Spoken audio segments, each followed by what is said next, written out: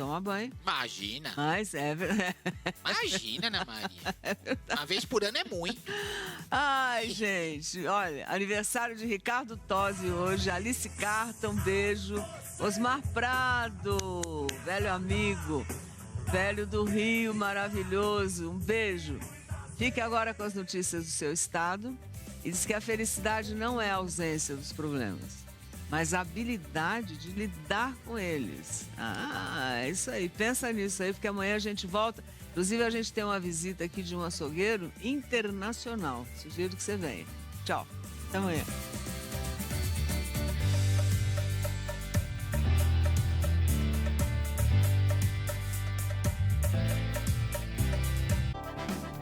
Mais Você foi apresentado por Tem Mais Qualidade quando tem Coringa.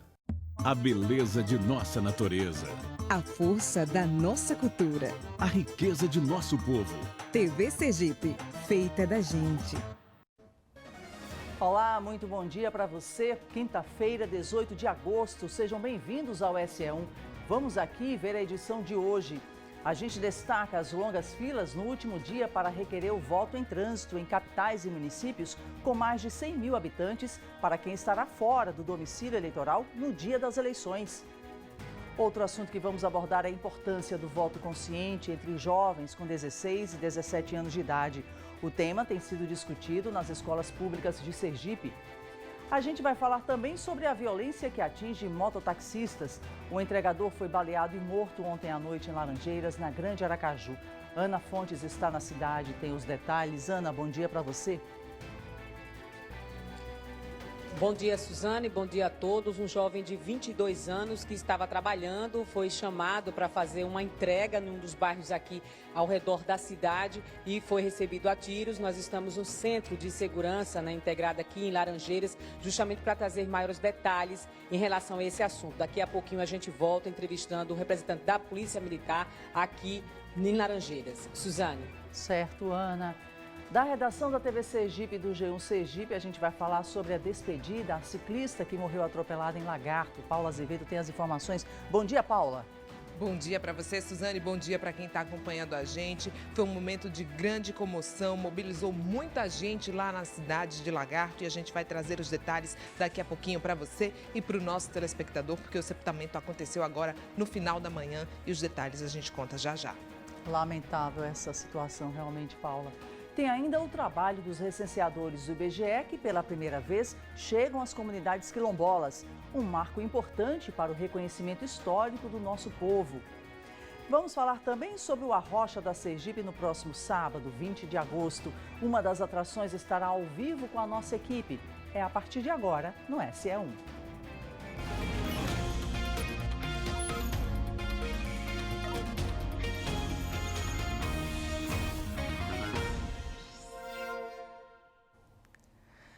Um entregador de delivery foi morto ontem à noite durante uma entrega no município de Laranjeiras.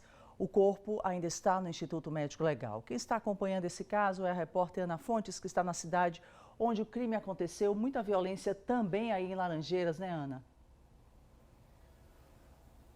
Isso, Suzane, bom dia mais uma vez, bom dia a todos. É uma situação difícil, né? A família, hoje pela manhã, nós conversamos lá no Instituto Médico Legal, a família está em choque, um rapaz novo, de 22 anos, que estava trabalhando, tinha sido feito um pedido, né? Ele trabalhava com uma tia aqui, que tem um estabelecimento comercial aqui em Laranjeiras, e saiu para fazer uma entrega, a princípio, e nesse bairro, o bairro Salinas, que fica aqui nos arredores da cidade de Laranjeiras, ele foi recebido aí a tiros, né? A polícia militar fez o atendimento na ocorrência por volta das 9h50 da noite de ontem e nós vamos conversar agora com o policial, o capitão responsável justamente pelo o comando do policiamento ostensivo aqui em Laranjeiras. Bom dia, né, capitão Silvestre? O que é que vocês conseguiram apurar no momento em que vocês chegaram lá para fazer o atendimento a essa ocorrência? Bom dia a todos. Foi ontem por volta das 21h50, quando nós recebemos a informação sobre essa tentativa de homicídio. De imediato, a viatura foi até o local. Chegando lá, constatou esse indivíduo já caído ao solo, né, em muita comoção, e só sabemos dizer que ele foi fazer uma entrega e foi recebido a tiros. Agora, quando vocês chegaram, a informação é que não encontraram mais o veículo dele. Ele teria sido baleado e teria andado até esse local. Vocês têm essa informação? Exatamente. Ele, ao receber o disparo, ele correu ainda umas 2 ruas pedindo socorro. Caiu nessa rua onde nós encontramos o mesmo. Ou seja, quando vocês receberam a chamada, a princípio era uma tentativa de homicídio, mas lá já foi constatado que ele já tinha vindo a óbito. Não, ele foi socorrido pelo SAMU, foi levado até o USE em Aracaju, e só hoje pela manhã que nós recebemos a notícia do óbito dele. Esse bairro onde ele foi fazer a entrega é um bairro perigoso? O que é que a polícia tem em relação a essa situação lá? É um bairro problemático, mas moram pessoas de bem também, a maioria pessoas de bem. Tem informação dessa motocicleta dele, se foi levado ou não? A família, está com a família. Que a motocicleta não tem nada a ver com o ocorrido. A polícia, vocês já até entregaram algumas informações, né, passaram algumas informações para a delegacia, para o delegado aqui, a Polícia Civil, para começar essa investigação. Já tem uma pista mais ou menos do que pode ter ocorrido? Já, a Polícia Civil já ouviu algumas pessoas e nós já temos uma linha de investigação. Por enquanto ainda não podem passar informações, né? Exatamente, para não prejudicar as investigações. Agora, a família disse que o rapaz era calmo, né, bastante calmo, não tinha passagem pela polícia. Vocês chegaram a verificar isso? Exatamente, era uma pessoa de bem, um rapaz trabalhador. Eu avistava ele sempre fazendo as entregas e nunca deu trabalho à polícia. Pois é, então segue aí o trabalho de vocês. Eu agradeço pela participação, o capitão Silvestre trazendo as informações, porque foi a Polícia Militar justamente que fez esse primeiro atendimento lá no bairro Salinas. A princípio, uma tentativa de homicídio, depois o rapaz veio a falecer no hospital. Nós também ouvimos hoje pela manhã, Suzane, a família, né, do rapaz, do José Augusto Ribeiro, de 22 anos. Eles estavam na tentativa de liberar o corpo agora pela manhã no Instituto Médico Legal. Então, nós ouvimos uma tia, que é justamente a tia que trabalha com ele, que tem esse estabelecimento, e ele fazia essas entregas de delivery há mais ou menos 2 anos com essa tia, e era bastante conhecido aqui em Laranjeiras. Vamos ouvir o que a família diz sobre o caso. Eu tinha uma certa cautela nos pedidos. Quando os pedidos eram feitos, primeiro eu consultava ele, se ele conhecia as pessoas. Se era cliente? Né? Se ele conhecia mesmo, porque ele conhecia muita gente, né? Como ele era entregador, ele já conhecia muita gente há 2 anos. Então eu perguntei para ele, você conhece essa pessoa? Ele disse assim, eu conheço uma pessoa lá nessa localização. Então eu tirei um print da pessoa que estava no status e enviei para ele. Ele disse, eu conheço sim. Então eu fiz o pedido e ele foi entregar. Ele chegou a entregar essa pizza? Ele chegou até o local e foi anunciado o assalto. E aí ele resistiu, ele andou, né? E aí Eles queriam a moto? Eles queriam a moto e atiraram nas costas dele. Foi um tiro? Foi um tiro. Pegou no braço esquerdo dele, na altura da escápula. E o resto a gente já sabe que foi o óbito. Ele chegou na localização, só que quando ele foi abordado, que recebeu o tiro, ele conseguiu fugir do local e ainda conseguiu passar 2 ruas depois para pedir socorro ao compadre, que morava lá nesse local. Então, quando ele chegou na porta do compadre, que ele pediu socorro, aí sim ele caiu no chão. Já tinha levado o tiro. Aí, no caso, caiu lá no chão, a moto, a bag, o lanche, estava tudo lá.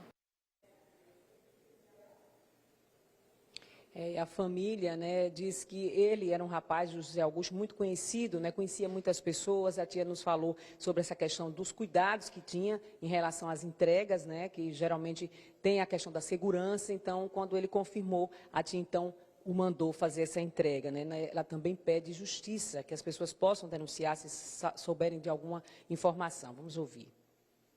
Que não fique impune essa situação, porque assim como ele, uma pessoa trabalhadora, batalhadora, que sempre batalhou para ter o que ele tem, eu mais do que nunca sei o quanto ele sofreu para adquirir essa moto dele, para chegar assim, uma pessoa e querer levar assim, e ainda tirar a vida dele. Ele era uma pessoa muito boa, ele já trabalhava comigo há 2 anos, fazendo entrega de lanche, de pizza, né?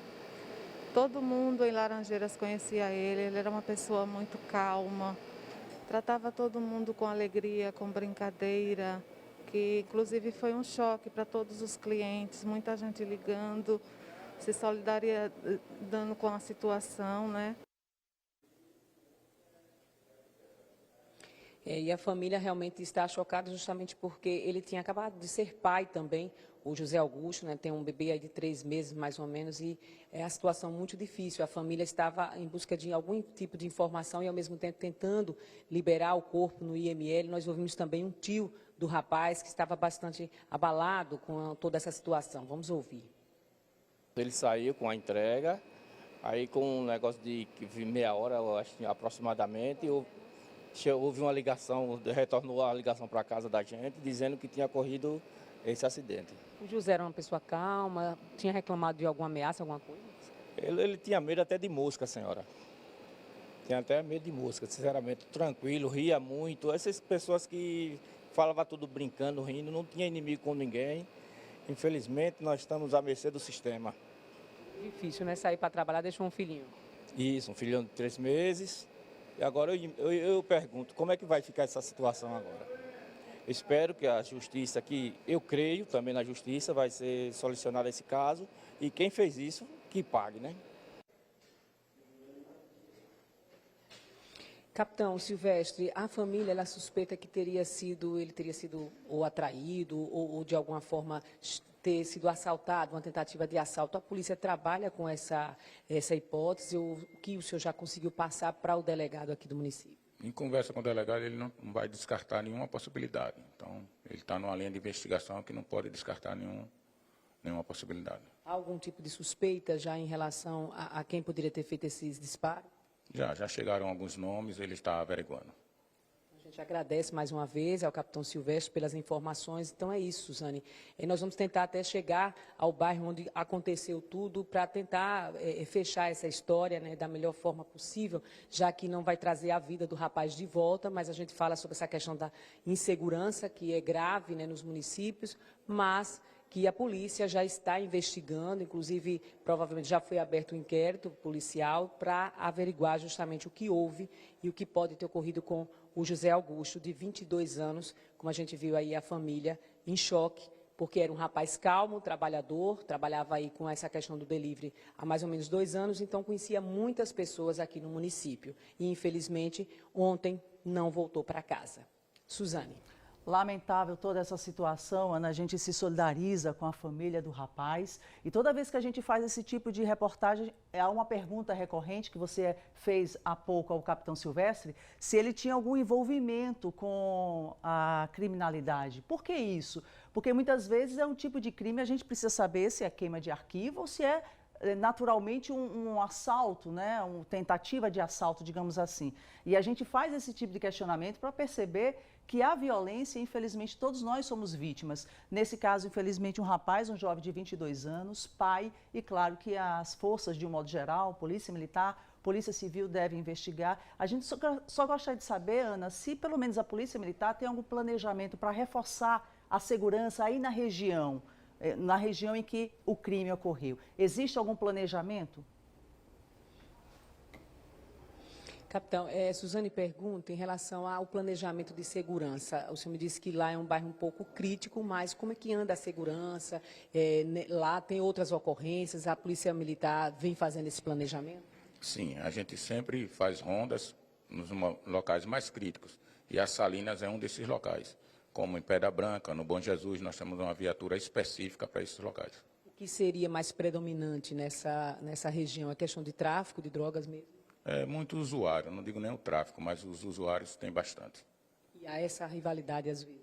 Exatamente. Eu não sei se foi esse o caso, porque esse rapaz não era envolvido com drogas. Isso, a gente deixou bastante claro que a família disse que ele era um rapaz tranquilo, não tinha passagem pela polícia, né, nenhuma ocorrência envolvendo o nome dele. Então, a gente espera realmente que a Polícia Militar, a Polícia Civil cheguem aí a solucionar mais esse assassinato aqui no município de Laranjeiras. Suzane. Ana Fontes, muito obrigada pelas informações. Agradecer também a participação do capitão Silvestre. Muito obrigada, bom trabalho aí. Agora, 12 horas, vamos direto à redação da TV Sergipe do G1 Sergipe com a Paula Azevedo, trazendo também outras informações apuradas esta manhã. Paula, por onde você começa?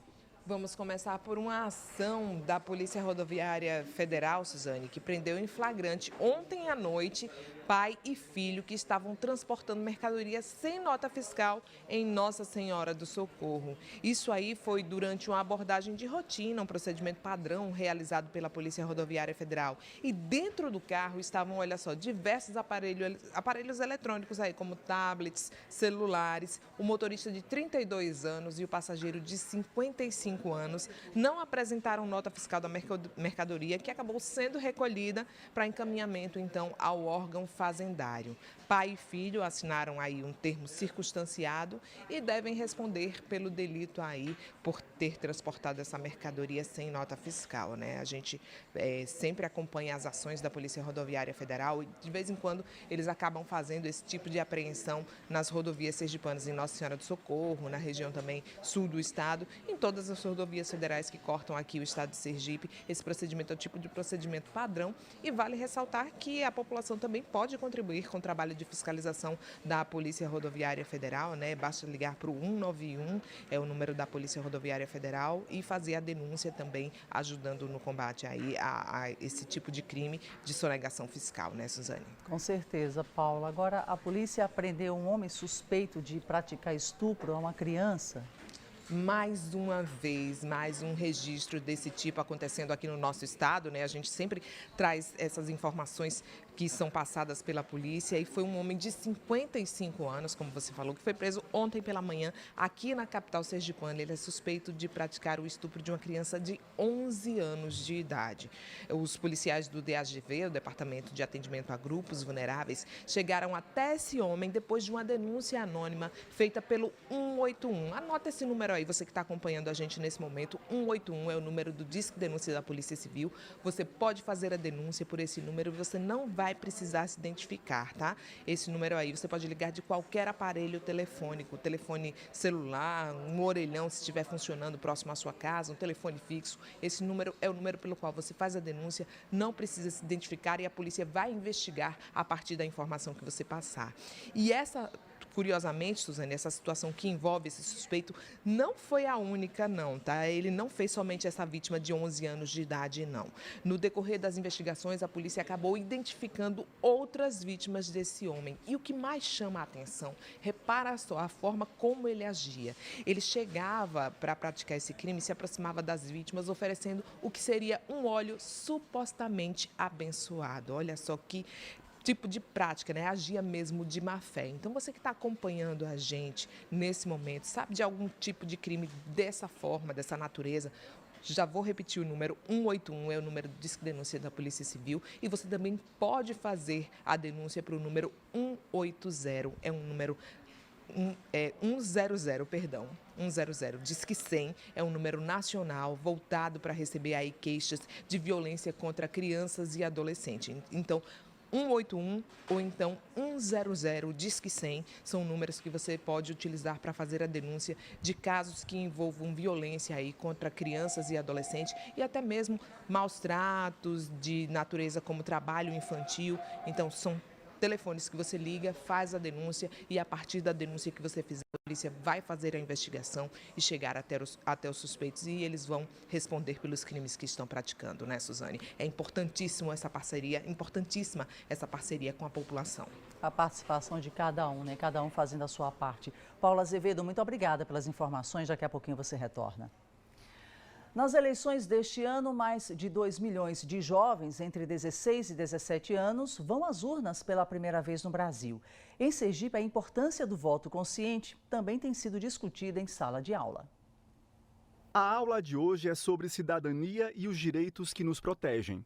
Estudar sobre a Constituição, estudar sobre o seu Estado, conhecer mais sobre o país, os deveres, os direitos da Constituição. É a pessoa ser cidadão, tornar um pensamento mais crítico na sociedade e ver onde está faltando, onde está, por exemplo, faltando um buraco na rua, como é que eu posso resolver através da Constituição, quais meus direitos que eu tenho aqui. E a pessoa conhecer mais sobre o seu país, estudar cada vez mais e ser cidadão em pensamento crítico. E neste percurso, cada pessoa tem suas responsabilidades. O cidadão tem que exercer sua cidadania para que haja realmente um controle social. Se ele não fazer sua parte, quem é que vai fazer a parte dele? E nisso pode haver um descontrole na sociedade. Lições que precisam sair da linha teórica e virar práticas. Daí vêm as políticas públicas, fundamentais para levar benefícios à comunidade, que refletem em investimentos na educação, saúde, saneamento básico, entre outros. Realidade muitas vezes distante. Como são as ruas lá no seu bairro? Quando chove, aparecem crateras que ficam atrapalhando os ônibus, aí acabam criando poças. Já acabei tomando vários banhos por causa disso. Assunto discutido há 4 meses com os alunos do ensino médio dessa escola da rede estadual de Sergipe. É o projeto Ateneu Políticas Públicas, o POP. E assim transformam lixo em arte, reduzem o impacto no meio ambiente. Tudo que a gente pegar aqui vai ser reciclável, vai ser de uma forma que a gente consiga reutilizar. Os latões que nós pegamos hoje para pintar juntamente com os alunos na ação, a gente botou para eles fazer algumas artes, para eles se expressarem realmente, ter essa liberdade de expressão durante a pintura dos latões. A ideia é para trazer para a escola um projeto de literacia política, para que os alunos aprendam sobre política. A gente sempre fala muito sobre política, pede para que os alunos, aos 16 anos, já tirem seu título de eleitor.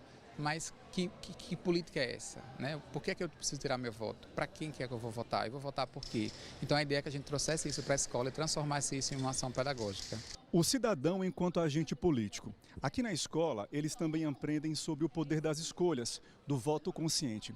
Em especial este ano, 2022, quando muitos participarão pela primeira vez do processo eleitoral. Um ato que requer muita responsabilidade.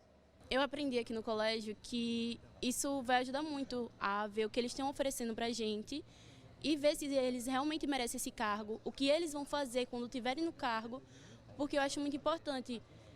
Muita gente só chega lá, vota e pronto, não sabe o que o político tem a oferecer, o que ele está fazendo lá. E as sabatinas que tiveram aqui no colégio, que o professor Yuri trouxe para a gente, foi muito importante, tanto para mim quanto para outras pessoas também. Para as eleições de 2 de outubro, são mais de 2.100.000 jovens entre 16 e 17 anos que irão às urnas no país.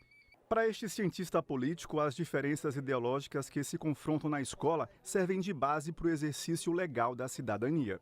É justamente na escola, com essa troca, que eles começam a ver essas diferentes visões de mundo, de sociedade.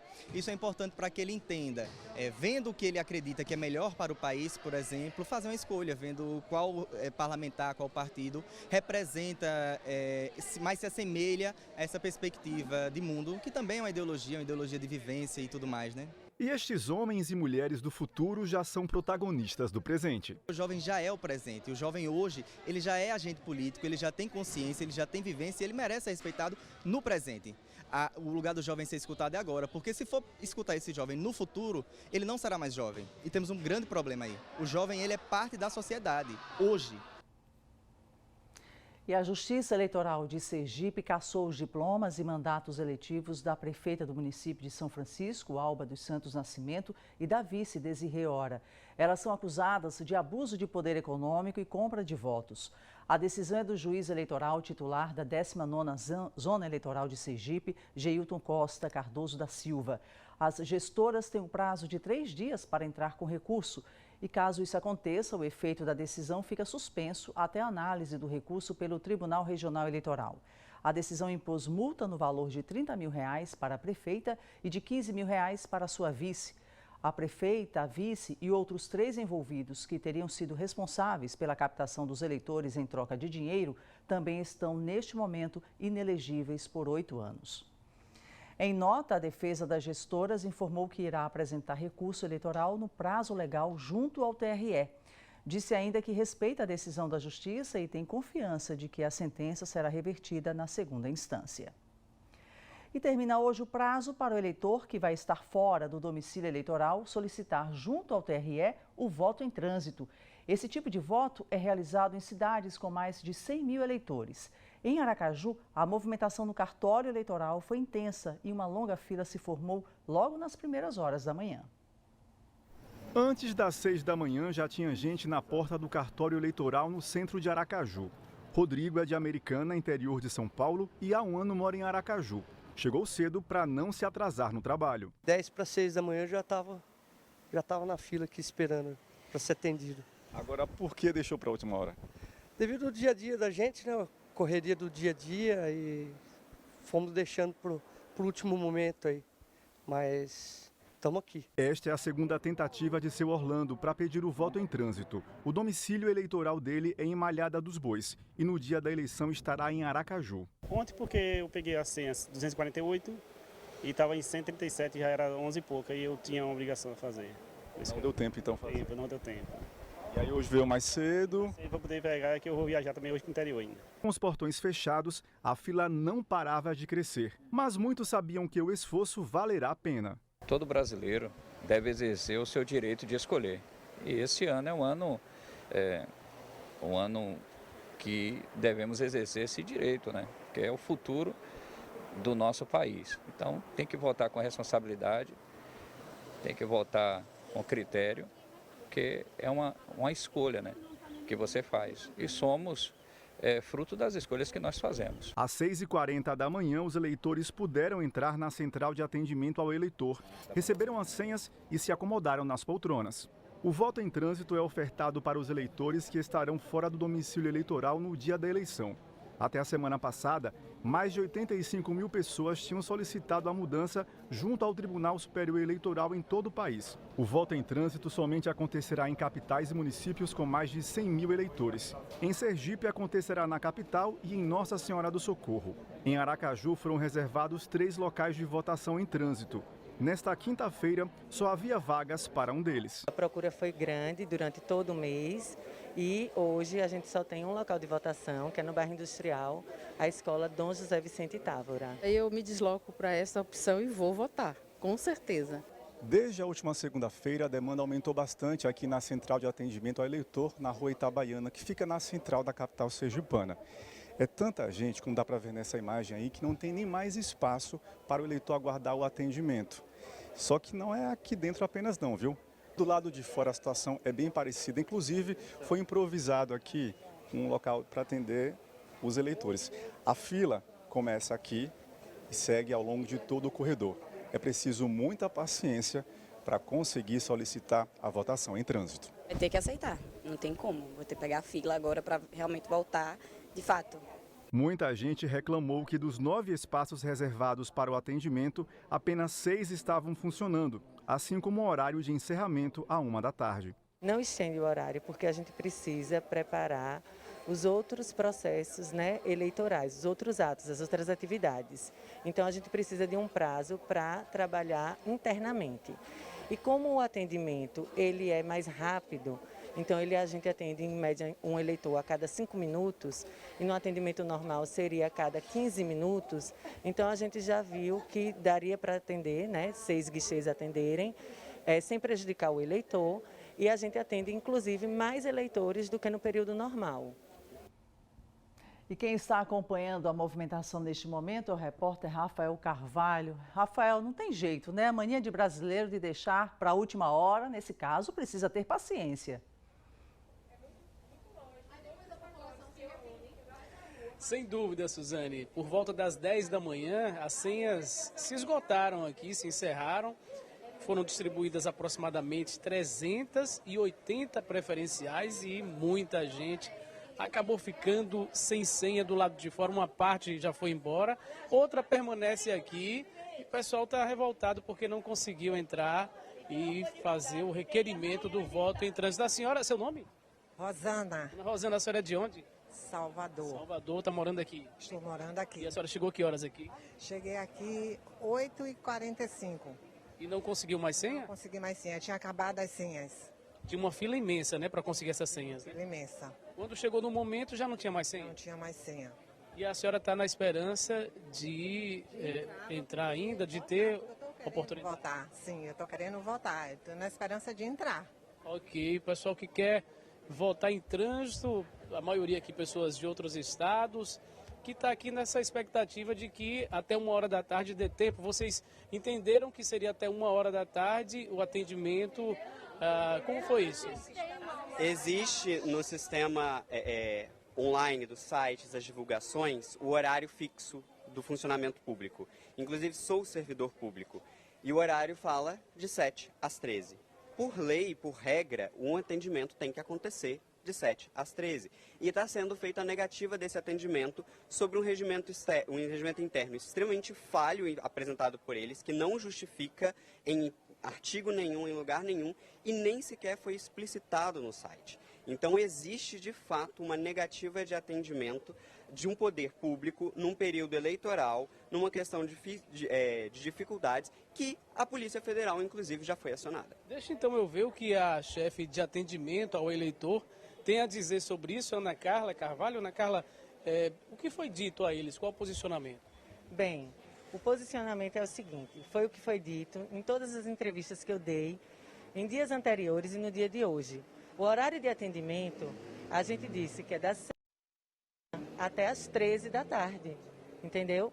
Existe um provimento da Corregedoria, inclusive, o provimento 10 de 2022, que trata sobre o horário de funcionamento dos cartórios eleitorais, que ele disciplina que o horário de atendimento ao público tem que ser na capital das 7 às 12, porque o restante do horário tem que ser reservado para que a gente desempenhe as outras atividades cartorárias, entendeu?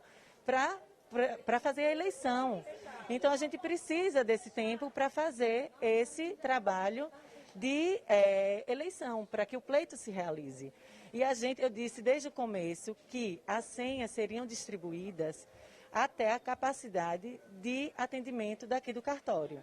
Existe uma resolução, a resolução 29 de 2014, do próprio TRE, que no seu artigo 2º disciplina isso, que o atendimento tem que ser limitado à capacidade de servidores e também de máquinas. Então, assim, estamos todos resguardados, entendeu? Tudo dentro da lei, da norma aqui do nosso TRE.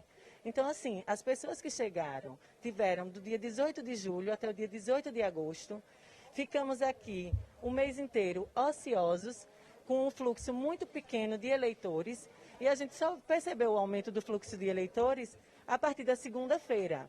Então, assim, a gente não pode atender além da nossa capacidade de atendimento, entendeu? É o que a nossa legislação descreve. Com base na quantidade de pessoas que tem lá dentro, a gente acabou de ver, qual a possibilidade de haver uma distribuição de senhas, nem que seja o mínimo possível? Nenhuma possibilidade, porque o provimento é claro, ele diz que o atendimento público é até 12 horas. E os eleitores tiveram quanto tempo aí, quantos meses para fazer esse requerimento? Para o voto em trânsito, eles tiveram um mês, foi de 18 de julho até 18 de agosto, que é hoje, entendeu?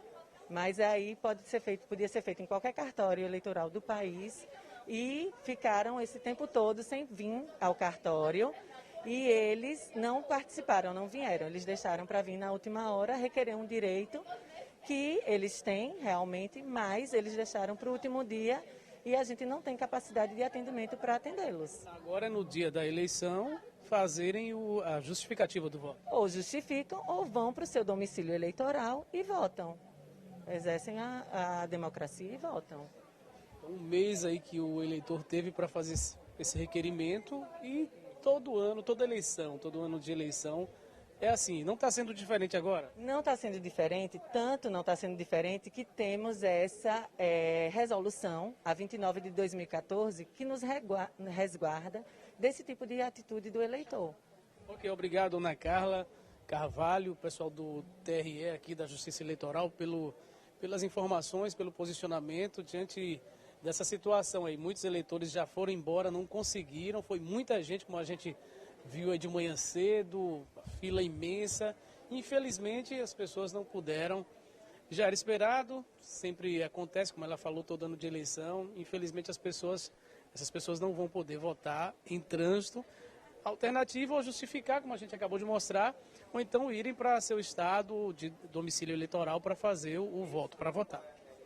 Rafael, um problema que pode ser resolvido, pode ser evitado, digamos assim. Fica também esse exemplo para as próximas eleições, cumprir os prazos, porque aí fica realmente uma complicação geral. Algumas pessoas certamente não puderam, mas infelizmente nós também sabemos de outras pessoas que muitas vezes deixam, para resolver tudo de última hora e aí complica. Muito obrigada pelas informações, Rafael. Bom trabalho para vocês aí. A seguir, vamos ouvir as comunidades que pedem ajuda para resolver vários problemas e tem ainda os motivos da falta de medicamento em farmácias. Agora você tem imagens de Boquim, no sul sergipano. O município já se chamou Lagoa Vermelha e fica distante a 82 quilômetros da capital. Agora 12 horas e 20 minutos. aniversário do Grupo Mateus. Chama!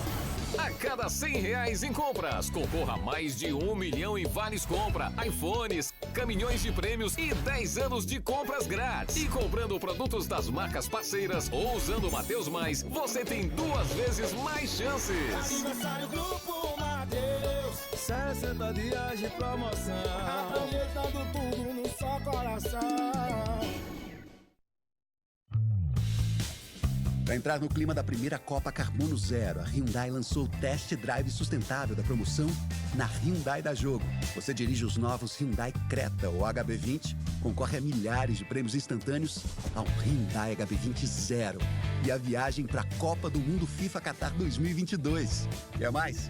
Aproveite o Creta nova geração com taxas a partir de 0%.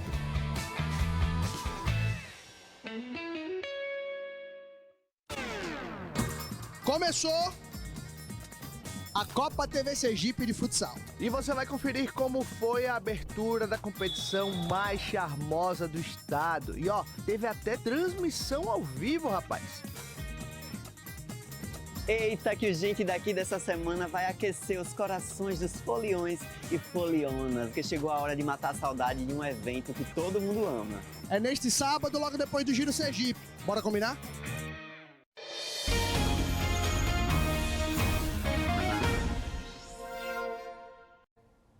Voltamos com Paula Azevedo, lá na redação da TV Sergipe, do G1 Sergipe. Paula, para falar da tragédia, a ciclista que foi atropelada, infelizmente não resistiu, e o sepultamento foi hoje pela manhã. Isso mesmo, Suzane. A gente vem acompanhando essa história, desde o fim de semana. As informações chegaram para a gente já no sábado desse atropelamento. Foi um atropelamento que aconteceu neste sábado, envolveu aí 2 ciclistas na rodovia em Lagarto e acabou terminando numa tragédia, A jovem de 26 anos que foi atropelada morreu após ficar internada no USI em estado grave. E após esse período aí que ela esteve internada, esse acontecimento, a Polícia Civil, que estava acompanhando todo esse procedimento, mudou a tipificação do caso. Veja só.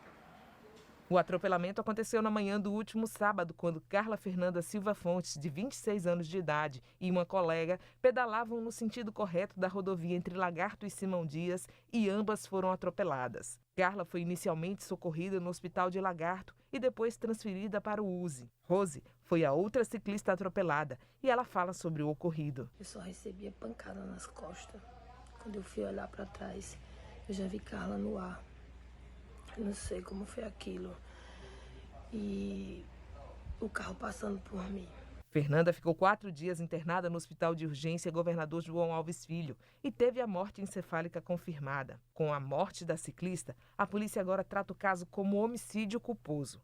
Antes da morte da ciclista, o caso estava sendo investigado como lesão corporal culposa, mas agora, com o registro, infelizmente, do óbito, o caso já é investigado como um homicídio culposo, na direção de veículo automotor. Com os depoimentos que serão ainda relatados para a Polícia Civil, a tendência é que o inquérito seja concluído e encaminhado ao Poder Judiciário. Como a gente falou, mudou a tipificação do crime, porque, conforme informou aí o representante da Secretaria da Segurança Pública, antes seria lesão corporal culposa e agora trata-se de um homicídio culposo. Vale lembrar que a pessoa que estava conduzindo o veículo ainda não compareceu para prestar esclarecimentos junto à polícia, segundo o advogado dele, porque foi apresentado um atestado médico. A Secretaria da Segurança Pública informou que foi apresentado um atestado médico e a pessoa não teve condições ainda de se apresentar para prestar depoimento.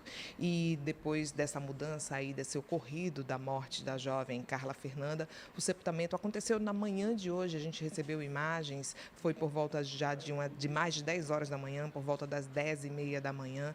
Muita gente acompanhou. Olha só essas imagens aí, muita gente em frente ao cemitério lá do município de Lagarto, pessoas da Redondeza. O cortejo chegou e foi recepcionado por todas as pessoas. Muita gente fez questão de prestar a última homenagem aí a Carla Fernanda, de 26 anos de idade, inclusive ciclistas que fazem normalmente passeios, que fazem diversas mobilizações na região, acabaram também prestando essa homenagem aí a Carla. a Carla Fernanda, que morreu depois de apresentar morte cerebral depois desse atropelamento e passou 4 dias internada em estado grave, gravíssimo, lá no hospital de urgência após esse atropelamento na rodovia em Lagarto, viu, Suzane? A gente lamenta e presta a nossa solidariedade aí à família nesse momento tão triste, né? Que tristeza mesmo para a família, os amigos, né? E todos nós que estamos sempre acompanhando esses acontecimentos aqui.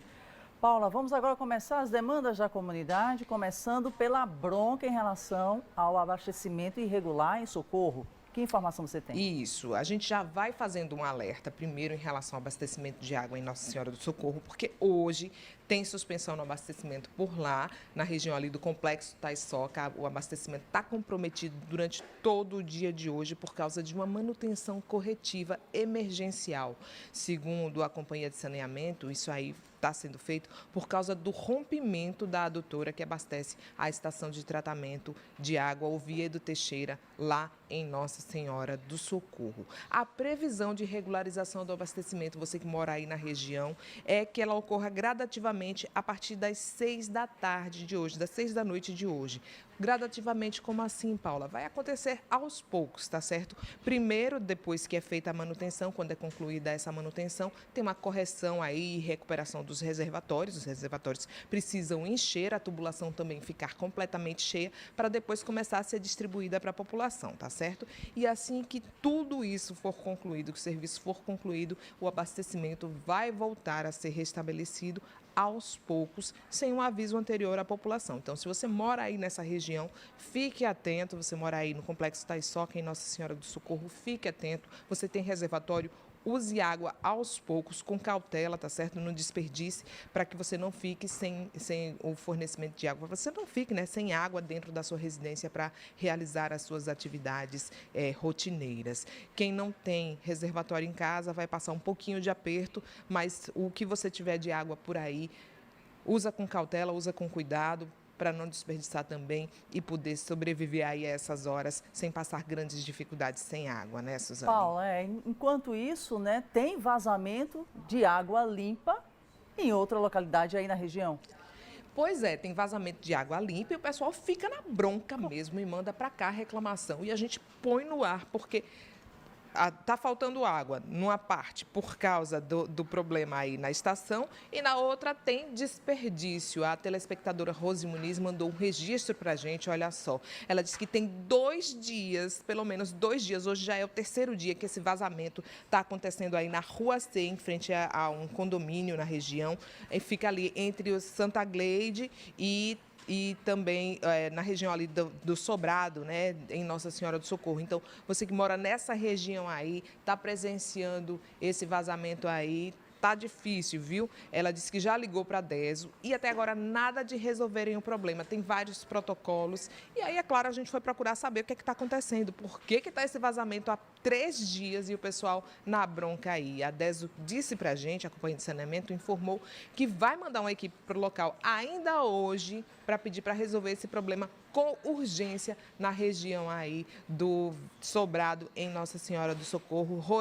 Silvia, a gente vai continuar acompanhando, tá certo? Se o problema não for resolvido, você entra em contato novamente com a gente, tá bom? Que a gente mostra mais uma vez essa situação aí em Nossa Senhora do Socorro, né, Suzane? Não dá para ter desperdício de água, já que a gente recebe todos os dias muitas reclamações de falta d'água. Hoje o WhatsApp da TV, o produtor da gente aqui, o Marcelo Barros, passou informação. Paula, tem muita reclamação de falta d'água, muita reclamação mesmo chegando de todos os cantos do estado. E isso é uma constante, né? É o tipo de situação que não dá para admitir, não dá para aceitar desperdício de água com tanta gente sem água nas torneiras, né? É absurdo mesmo, com certeza.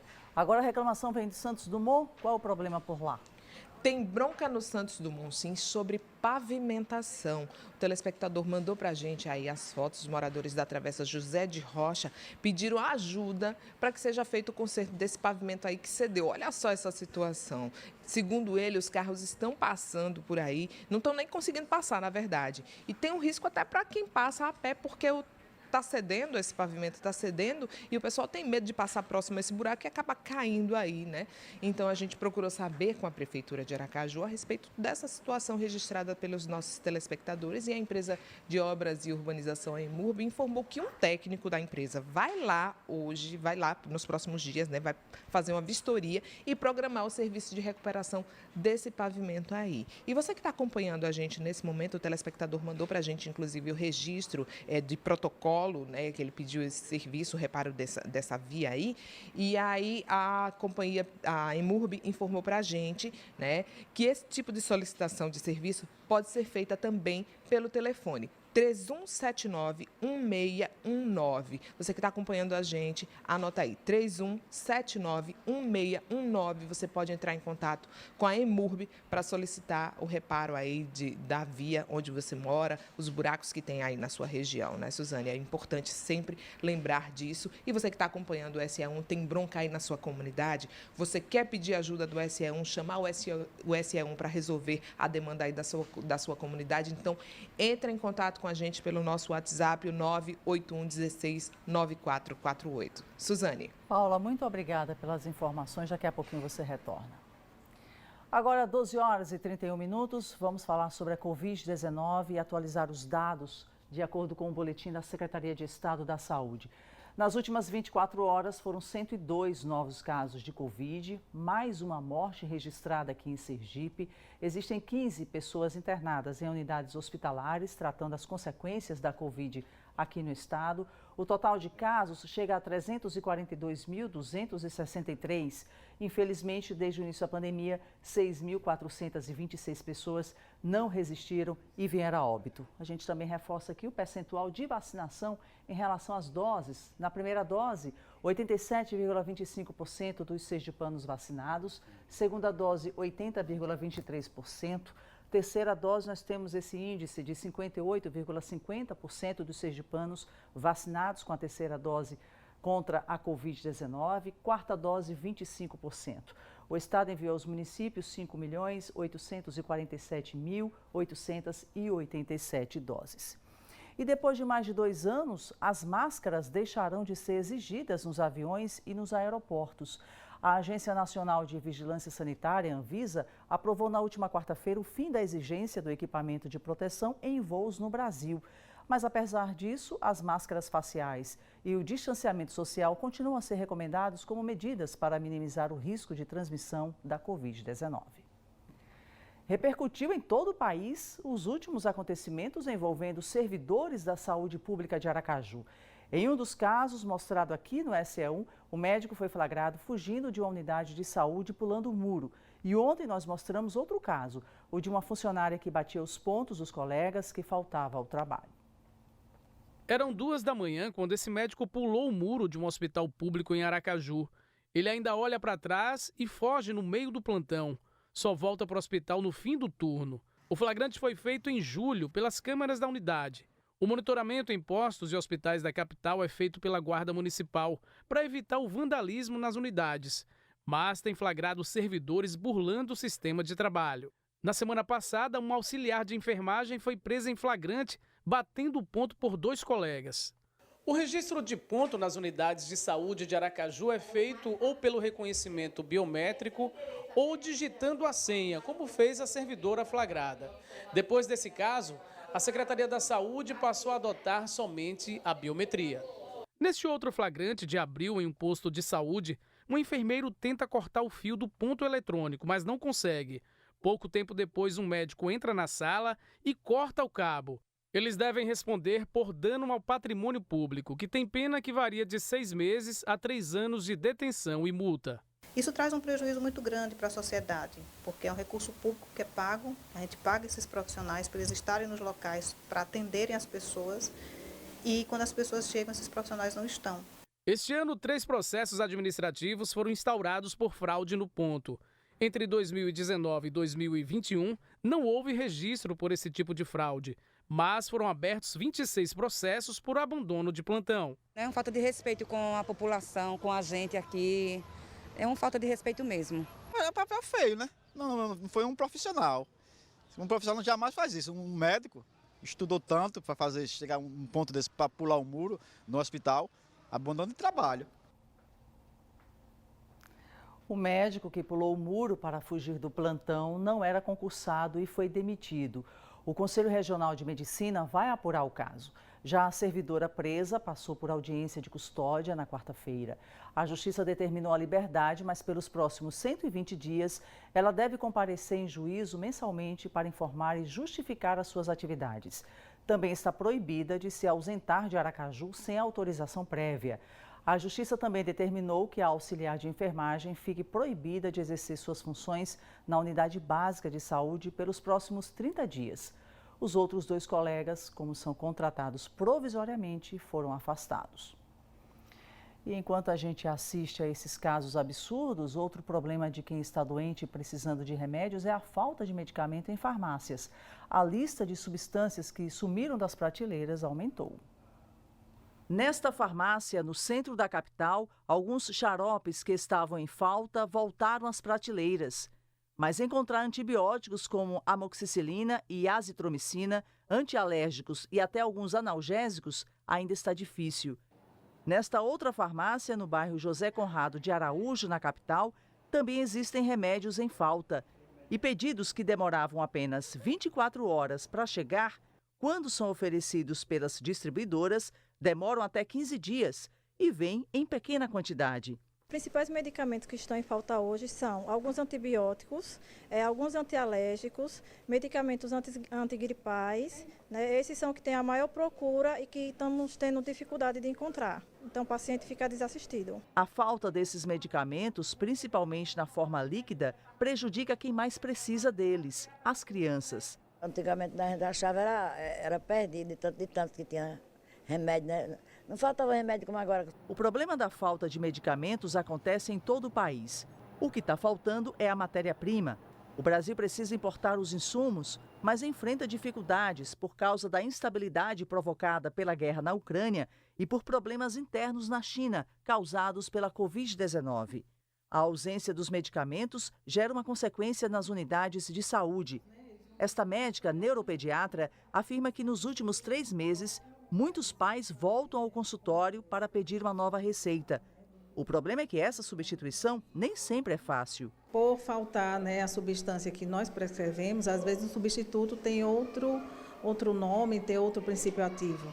Então, nem sempre é possível substituir pelo mesmo medicamento, mesmo princípio ativo da medicação anterior. A orientação é que os pacientes procurem sempre ajuda e jamais façam substituições na receita sem orientação. Em geral, nós falamos para a população nunca se automedicar, e que eles tentem voltar à unidade de saúde que foi prescrito o medicamento para que esse seja substituído por uma substância semelhante. Uma substância segura e de qualidade para que não haja nenhum problema de saúde piore a situação. Veja depois do intervalo a fiscalização da FPI nas estações de tratamento de água consumida em 10 municípios sergipanos e uma das atrações do Arrocha ao vivo aqui no SE1. Essas agora são imagens de Tomar do Jeru, no sul sergipano.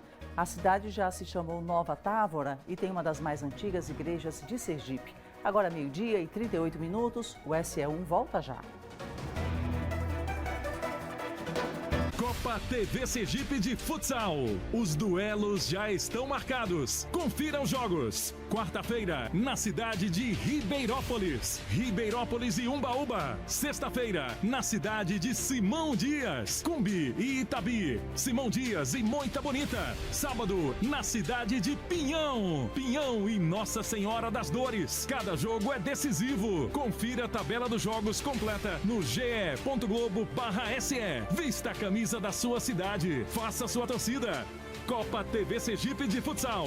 Oferecimento Caju Cap, salvando vidas e realizando sonhos. Sicredi, a primeira instituição financeira cooperativa do Brasil. Unite, preparando para o mundo todos os dias. Maratá, o melhor que há. Plamed, para toda a vida. Quem é que deixa a roupa bem lavada, a casa limpa e desinfetada?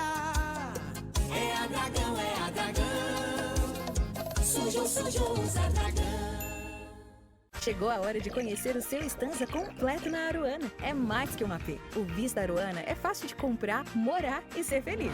2 quartos com suíte, cozinha americana integrada à varanda e piso laminado na sala e nos quartos. Unidades já disponíveis a partir de 144 mil. Porque ter tudo que você precisa em um só lugar não é coincidência. É Estanza. Acesse meuestanza.com ou ligue 3251-5001 e aproveite as condições especiais de lançamento. Construção e incorporação Estanza. Me diga aí um queijo que você gosta.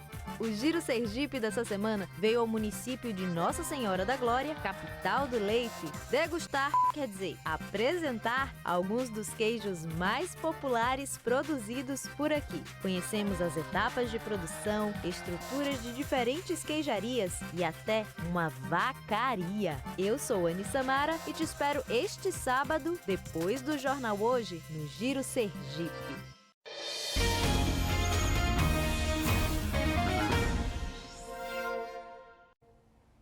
A equipe Saneamento da FPI, Fiscalização Preventiva Integrada, visitou estações de tratamento de água da Companhia de Saneamento de Sergipe para avaliar a qualidade da água consumida pela população em 10 municípios sergipanos.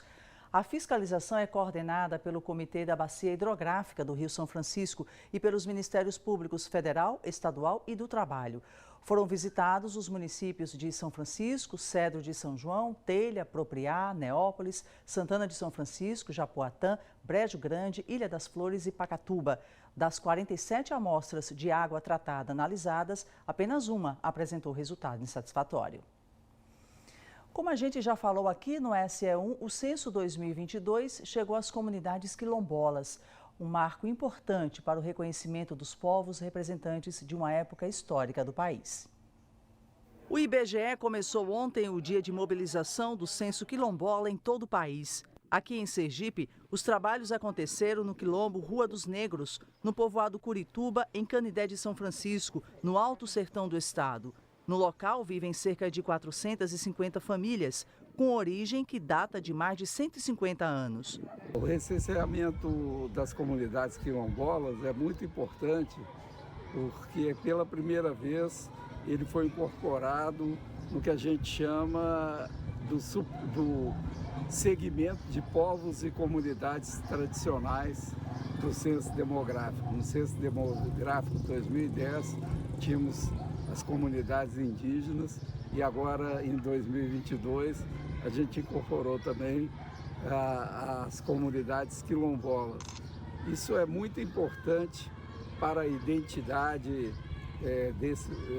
brasileira e tem uma característica que é importante, que os povos e comunidades tradicionais no censo, eles são recenseados dentro de um território. Isso permite que a gente faça o recenseamento da comunidade na sua inteireza e ainda receba e converse com as lideranças locais para que a gente tenha esse mapeamento. Segundo o IBGE, esse quilombo surgiu a partir de escravos que fugiram de engenhos do litoral e se refugiaram na Caatinga do Sertão, nas proximidades do Rio São Francisco. Em 2013, a comunidade obteve a certidão de autorreconhecimento da Fundação Cultural Palmares. Em Sergipe, foram mapeados 43 territórios quilombolas, distribuídos em 26 municípios do estado. É uma comunidade esquecida, não temos políticas públicas, mas agora com o censo, eu creio que vamos ser reconhecidos, vamos ter conhecimento, e eu, como recenseadora, me sinto um papel muito importante para a minha comunidade. Vamos saber agora os destaques do Globo Esporte de hoje com Leandro da Graça. Léo, boa tarde para você. O que nós teremos daqui a pouquinho? Boa tarde, Suzane. Boa tarde a todo mundo que está em casa nos assistindo, de todo o estado e também pelo mundo, através do Globoplay. Estamos aí, podemos chegar a qualquer parte do mundo. Daqui a pouco no Globo Esporte, pessoal, a gente vai mostrar como foi o jogão de ontem pela Copa TV Sergipe de futsal. Roda as imagens aí, porque a seleção de Ribeirópolis venceu a seleção de Umbaúba por 4-1. O jogo foi lá na cidade de Ribeirópolis, jogão. E Ribeirópolis tinha no time, Suzane, 2 gêmeos, o Alan e o Alex. são parecidíssimos, os dois jogam muito bem, são craques e com certeza de confundir a equipe de Umbaúba 4-1. A equipe de Umbaúba também marcou um golaço, o único gol marcado pelo Kevinho foi um golaço, ele deu um chapéu, depois bateu de primeira, foi um golaço, mas só foi um gol. Então 4-1, a seleção de Ribeirópolis venceu, Ribeirópolis que está no mesmo grupo que Itaporanga e Itabaiana, que jogaram no sábado passado. Daqui a pouquinho a gente vai mostrar todos os lances, os detalhes para vocês no Globo Esporte. E vamos falar também, Suzane, de Copa do Brasil, porque ontem foi uma noite de decisão. Já conhecemos 3 dos 4 semifinalistas da competição.